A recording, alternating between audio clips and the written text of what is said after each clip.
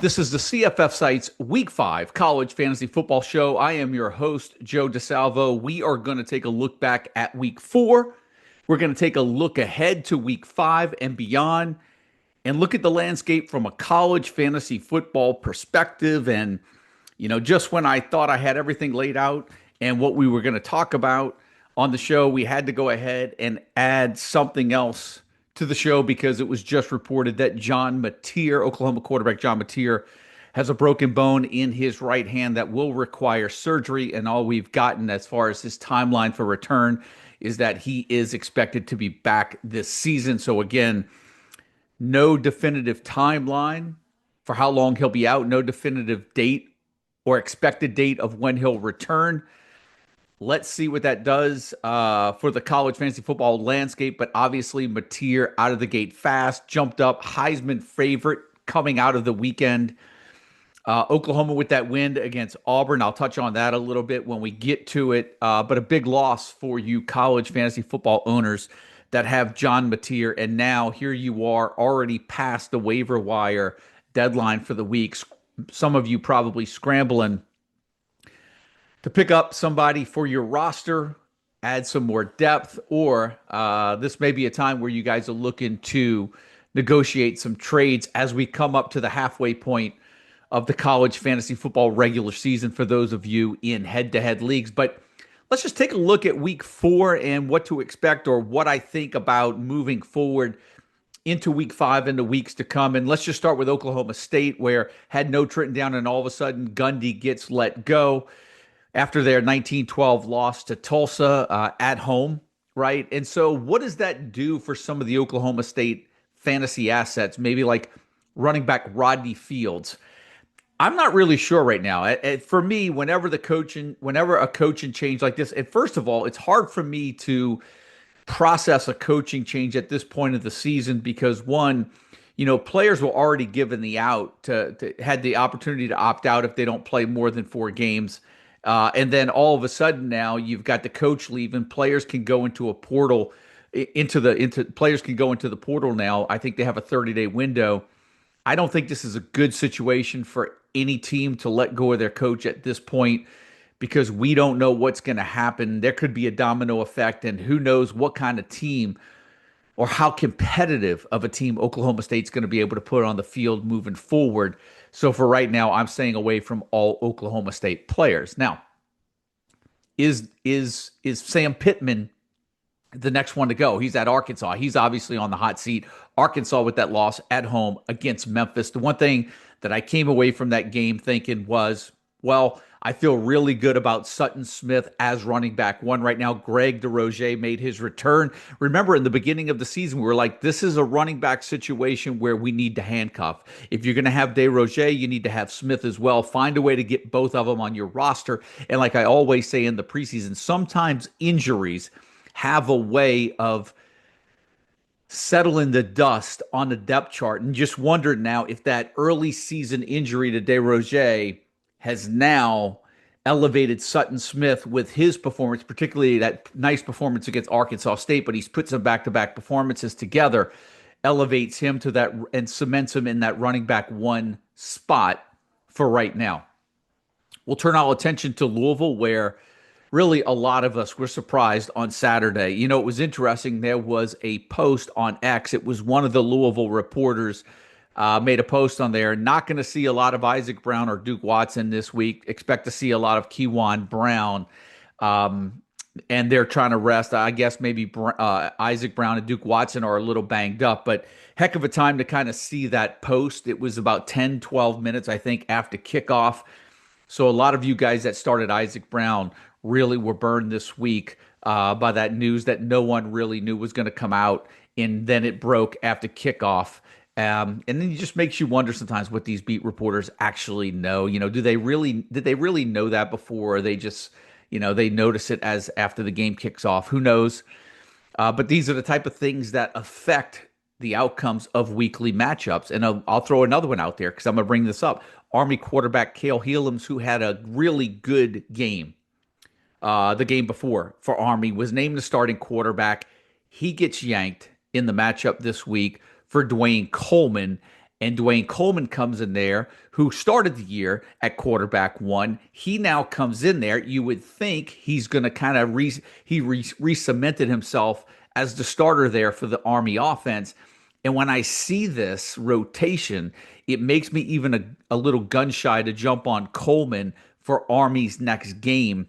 And it's almost like if you have him now, I think you almost have to wait this out to see how it's going to play out. Once when we get into rotation week after week after week, and we're only 4 weeks into the season, I start to get a little bit concerned on whether or not why risk it, right? You kind of have to take security sometimes over upside. And speaking of upside, TCU wide receiver Eric McAllister responding in a big way.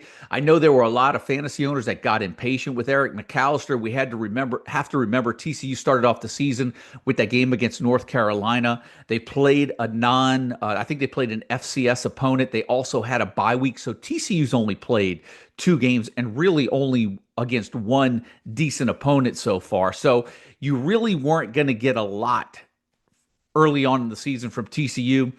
Eric McAllister responding in a huge way, 8 receptions, 254 yards, 3 TDs. I'm sure there were a lot of his fantasy owners that played him because you figure there were going to be points in that TCU SMU matchup.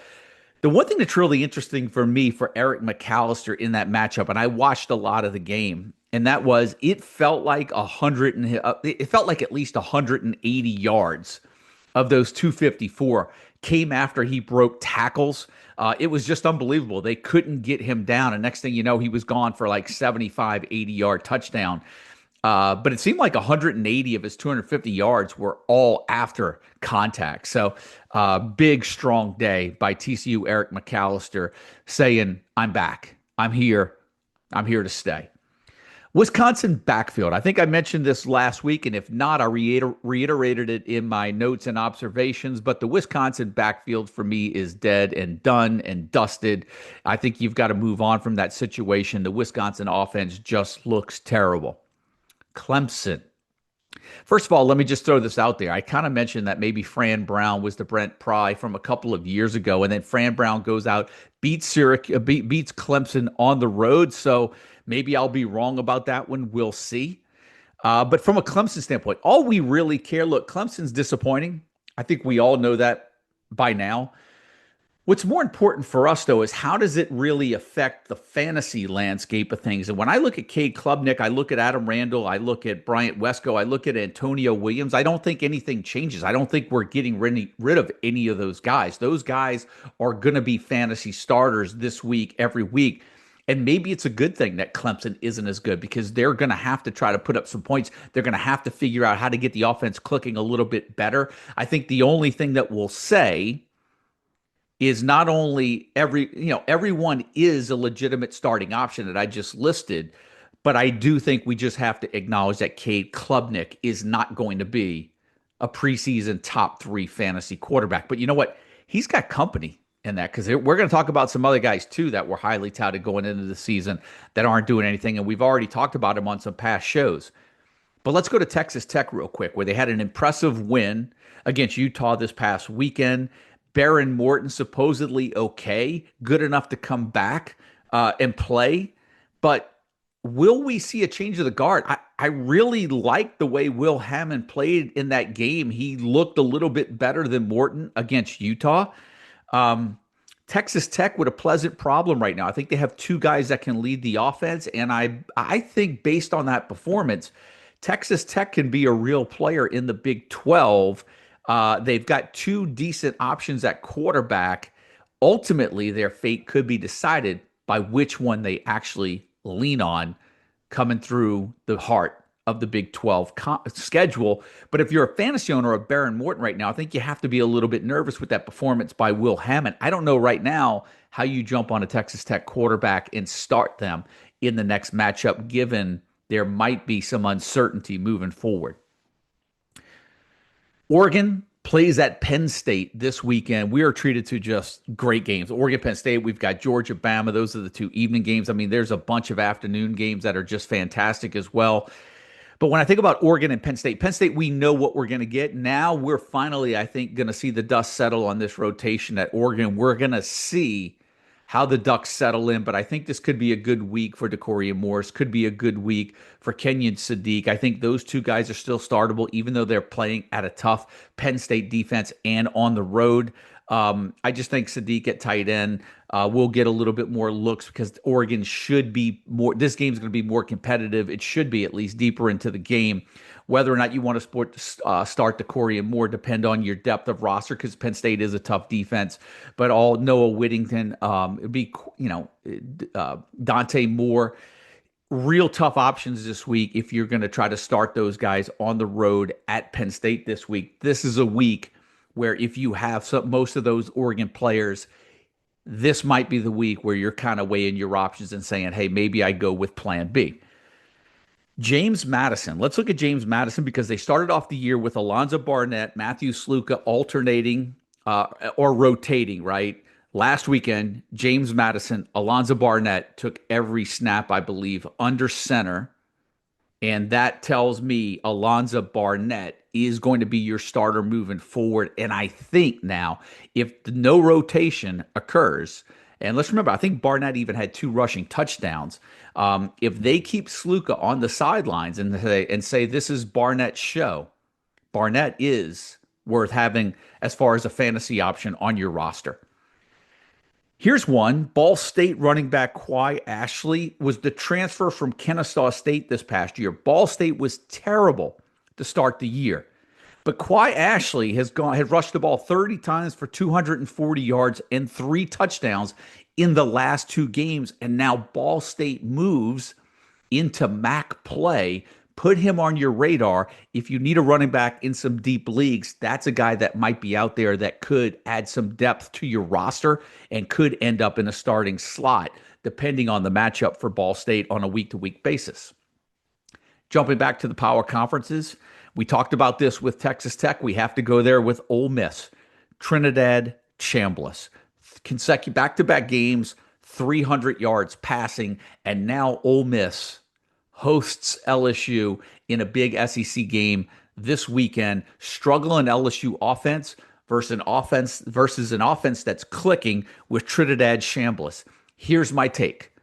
I think Ole Miss has their quarterback right now. I know Austin Simmons was projected to be the starter, but for me, I think Ole Miss offense looks a little better, looks a little more dangerous with Trinidad Chambliss at quarterback. And here's what I would say. For you guys looking to press the pause button this week because they do play LSU, I get it. But this is the weekend. I think we find out if Trinidad Chambliss is the real deal. I happen to lean on the side of yes, and I think Ole Miss can win this game with Chambliss at home. I think they're going to be tough for LSU to beat, given that LSU's offense really hasn't gotten going yet. And if LSU cannot score points, I see Ole Miss winning this game. And if Chambliss is the starter and Chambliss wins this game, you're going to see him stick, I believe, as the Rebel starting quarterback moving forward. Auburn, Oklahoma, we talked about. I just wanted to bring up this game. This was the one for me that when I watched this game, I couldn't believe what was going on. It looked like Auburn had a scoop and score. I thought that was going to uphold. It did not.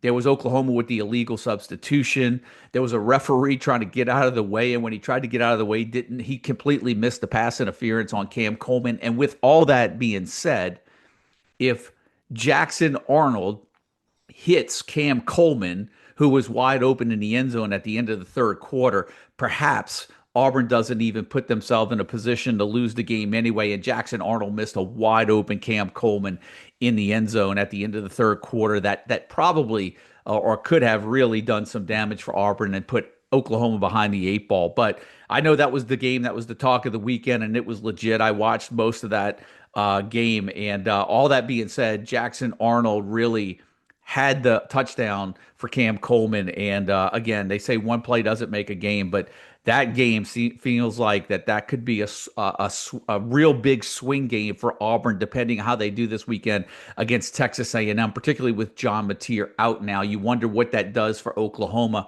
against other teams and whether or not they can maintain their level of play.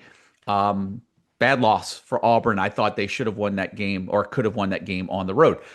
Florida State One thing I think that we've gotten rubber stamped is that Gavin Sawchuk is the running back one for now. If he stays healthy, I think you're going to see that 1-2 punch of Sawchuk, Castellanos, and then I think you'll see Deuce Robinson over the top. That'll be a lethal trio for Florida State as they get into the tougher matchups in SEC play. Let's go to another state school, but we're going to go all the way to the West Coast. We're going to talk about San Jose State. I made reference of this in my notes and observations coming into the season. And based on what we saw last year with no new, really not many changes other than the receivers, San Jose State isn't doing offensively what they did last year. If they did, it seemed like there was going to be enough value in that offense for two receivers to kind of put up fantasy points. Right now, it's Danny Scudero. I think Leland Smith really isn't that much of an option right now. Walker Egat isn't playing that well as you know, and I think San Jose is going to have trouble scoring points. So Danny Scudero in a PPR full PPR league is the best option at San Jose State. Matter of fact, he may be the only option from a fantasy standpoint at all in full FBS leagues. But that San Jose State offense doesn't look anything close to what they looked like last year. Now let's go to Kansas because we've got LaShawn Williams, you've got Daniel Highshaw. Williams had the big week one, then I think he was held out of week two, and it was Highshaw's show. Well, in last week's game, LaShawn Williams, 19 carries, 129 yards, and a touchdown in the 41-10 win over West Virginia. And it kind of feels like it's LaShawn Williams running back one spot from here out. Can't say that with certainty. He's just looked like the better back of the two. Again, this was one of those situations in the preseason. I think we were kind of recommending handcuffing this situation. It looks like it's taken about 4 weeks for things to play out, but I think LaShawn Williams is going to stick in that running back one spot for Kansas. Now, they beat West Virginia. West Virginia was without Ty Edwards with an injury. That was unexpected. Ty Edwards finished the game against Pitt, and there was talk that maybe he wasn't going to play against Kansas, but he finished the game against Pitt. So to me, there wasn't like major red flags there, but apparently it was true. And you know what? Here's what you have now. You have no Ty Edwards last week. You've got West Virginia, who I believe plays Utah, right? I think they play BYU and they have a bye. That is somewhere it's a mix. I think those are the next 3 weeks. Now you even have to wonder if, you kind of have, you have to think about whether or not Ty Edwards is even worth having on your roster at this point. And I don't think the schedule gets any easier. I mean, they play at Central Florida, they play TCU, they play at Houston, and that's coming after the bye, BYU and Utah. So the schedule's not any easier for West Virginia, who right now, without Ty Edwards, I'm not even sure if they're going to flip the quarterbacks or not because they don't really seem like they have a legitimate threat on the ground right now. I've always said that Rich Rod is good at identifying his next man up. It just may take him 2 or 3 games to get there. But by the time that happens, maybe Edwards comes back. We'll see. Maybe he'll be back. We'll see. But West Virginia feels like a mess right now and a stay away. Little bit of a mess for me right now is the Western Kentucky wide receiver situation, just because the Western Kentucky offense hasn't looked particularly good over the last couple of weeks. We'll see how things balance back, see if things can swing back for receivers Matthew Henry, Katie Hutchinson, but I think this is the week we start to see Western Kentucky come back to being a little bit more fruitful from a fantasy point of view. Missouri State. I want to bring up Missouri State. I think Jacob Clark is a legitimate fantasy option for full FBS formats. He's got 2 games in which he's thrown 3+ touchdown passes. The only 2 games he did not do that was when they played SMU and USC, power conference teams. No more power conference teams on the schedule. Conference games from here on out. I think Jacob Clark is a nice addition in full FBS formats. Let's go to Boise State, running back situation. I think this one's really important because, it was interesting when I was doing some preseason research, everything was like it's Sire Gaines, he's the next man up, and it's, Malik Sherrod's going to cut into that as well. He's going to be back. And when I watched the running backs run, the running back that really stood out to me on just watching some of the tape was Dylan Riley. And Riley was, relegated to running back 3 duties.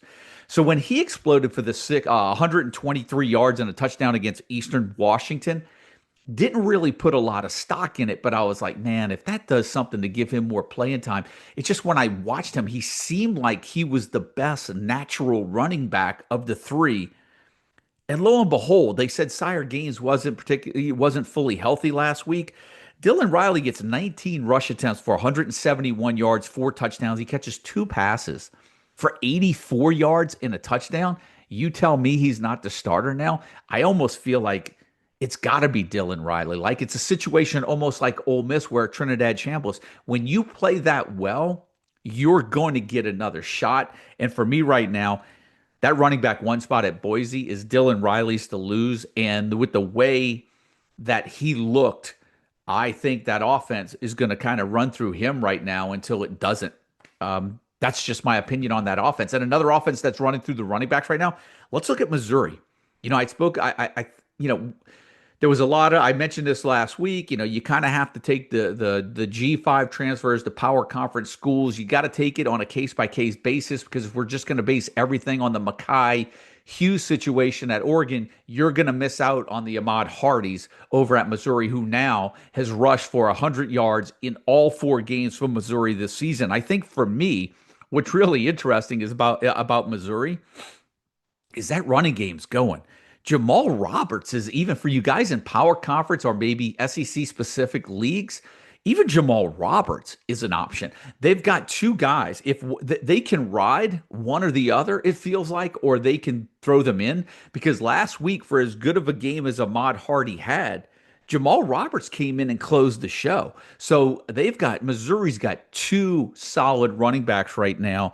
And good for them because this day and age with the transfer portal, you never know when you're going to lose one. And Missouri looks like one of those teams right now. Man, if they lost one of those guys, and of course Hardy was a transfer coming in, they've got another guy. Two good running backs on that Missouri roster. Let's go to South Carolina.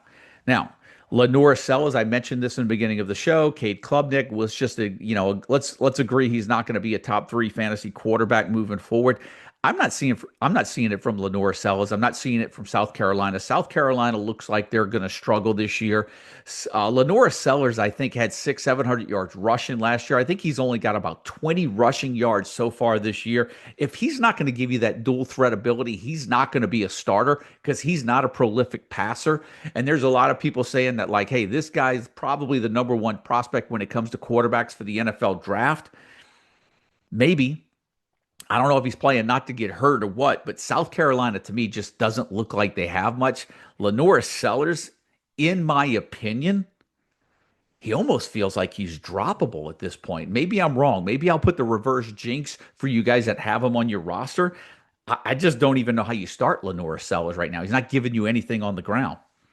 Arizona State. Now, what are they getting on the ground? Raleek Brown. Remember, Kyson Brown came back. Raleek Brown had those good performances while Kyson Brown was out, and I don't think you replace and take Raleek Brown out of that running back one role. And then they played that game at Baylor. Raleek Brown looked good.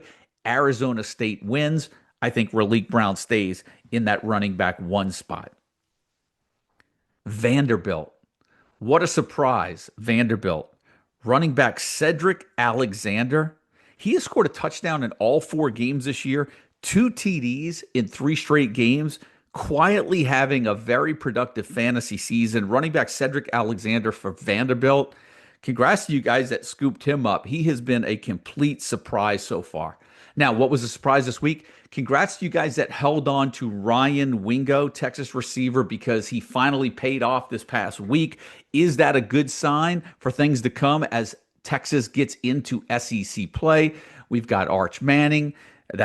He played a little bit better game last week. He's hooking up with Ryan Wingo. That gives him a little optimism headed into SEC play. I think Texas starts off with Texas.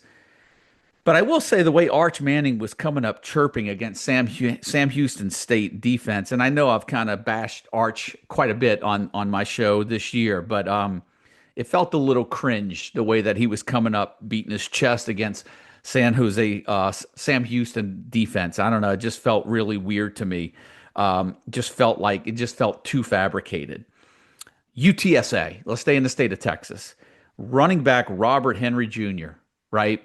He's got at least 144 rushing yards in all 4 games this year. He's got 9 touchdowns. And between him and Jonah Coleman, have to be the two best running backs in fantasy right now going into week 5. Unbelievable start for UTSA running back Robert Henry.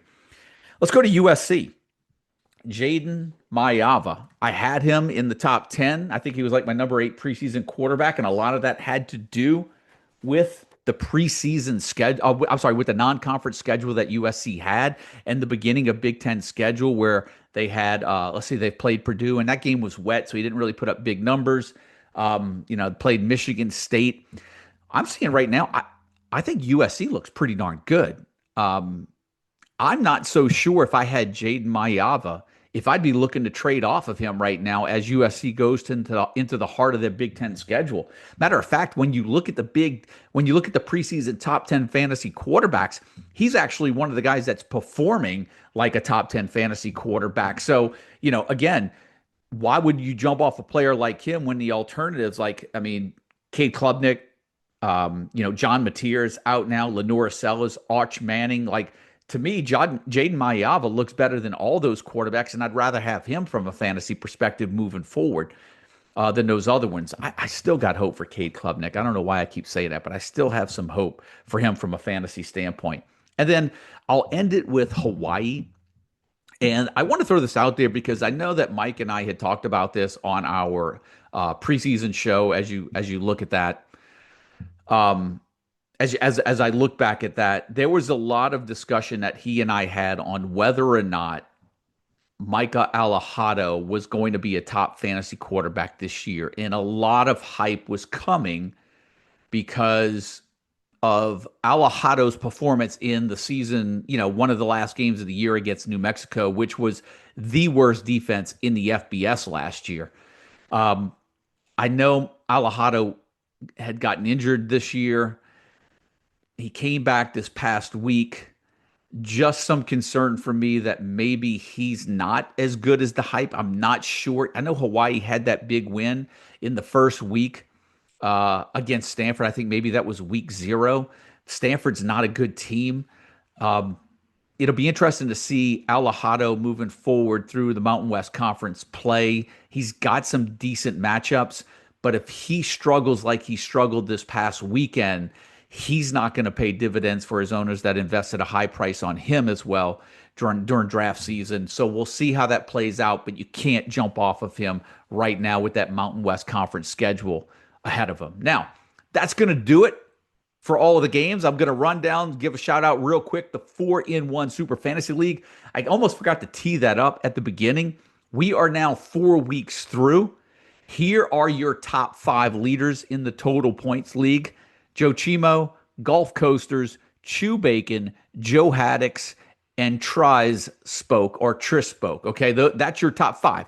There's not much difference between the top 15, 20 guys. It is definitely, it's a wide open game. But here's the most important part.